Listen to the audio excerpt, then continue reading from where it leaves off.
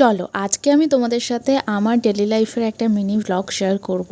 এখন আমি যাচ্ছি আইব্রো করতে, কারণ আইব্রোর প্রচন্ড খারাপ অবস্থা তোমরা দেখতেই পাচ্ছ। এবার তোমরাই বলো আইব্রোটা ক্লিন হয়ে যাওয়ার পর মুখটা দেখতে কতখানি ভালো লাগছে। তারপরে বাড়ি ফেরার পথে দুপুরে লাঞ্চের জন্য ডিম আর এখন আমি খাবো বলে একটু বাদাম কিনে নিয়ে এলাম। এবার বাড়িতে এসে ফ্রেশ হয়ে এখন আমার অনেক কাজ।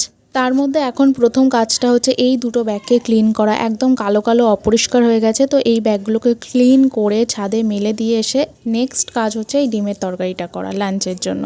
রান্না হয়ে যাওয়ার পর আমি সোজা চলে গেলাম স্নান করতে। স্নান করে এসে লাঞ্চ করে নিলাম ভাত, ডিমের তরকারি আর লেবু দিয়ে। লাঞ্চ করে একটু রেস্ট নিয়েছিলাম, তারপরে সন্ধ্যেবেলার দিকে আবারও কাজ করতে হবে। বা তার আগে দেখো ব্যাগগুলো কতটা পরিষ্কার হয়ে গেছে, একদম চকচক করছে নতুনের মতন, তাই না? এরপরে আমার নেক্সট কাজ হচ্ছে এই শাড়িটাকে ভালোভাবে আয়রন করা, কারণ এই শাড়িটা আমি মার দিয়েছি, মানে মা মার দিয়ে দিয়েছে, কিন্তু শাড়িটা মার দিলে পরে কুঁচকে যায়, তো সেটাকে আয়রন করে একদম প্লেন করে দিলাম। শাড়িটাকে ভালোভাবে ভাঁজ করে মিশো থেকে আমি 3টে যে কম্বো ব্যাগ নিয়েছিলাম তার মধ্যে সব থেকে বড় ব্যাগটার মধ্যে শাড়িটা ভালোভাবে অর্গানাইজ করে রাখলাম।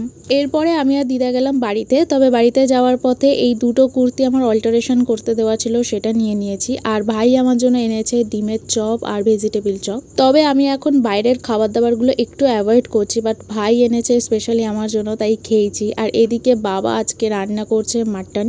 আমার বাবা মাটন রান্না ভীষণ ভালো করে, খুবই টেস্টি ছিল আর অসম্ভব সুন্দর খেতে হয়েছিল। তারপর আমরা সবাই মিলে বসে পড়লাম ডিনার করতে। আর সত্যি মাটনটা আজকে এত ভালো রান্না হয়েছিল, এত সফট হয়েছিল যে কি বলবো। তো চলো আজকে দিনটা আমি এখানেই এন্ড করছি। তোমাদের ব্লগটা কেমন লাগলো অবশ্যই জানিও। খুব তাড়াতাড়ি দেখা হচ্ছে নতুন একটা ব্লগে। ততক্ষণের জন্য বাই, ভালো থেকো, টাটা।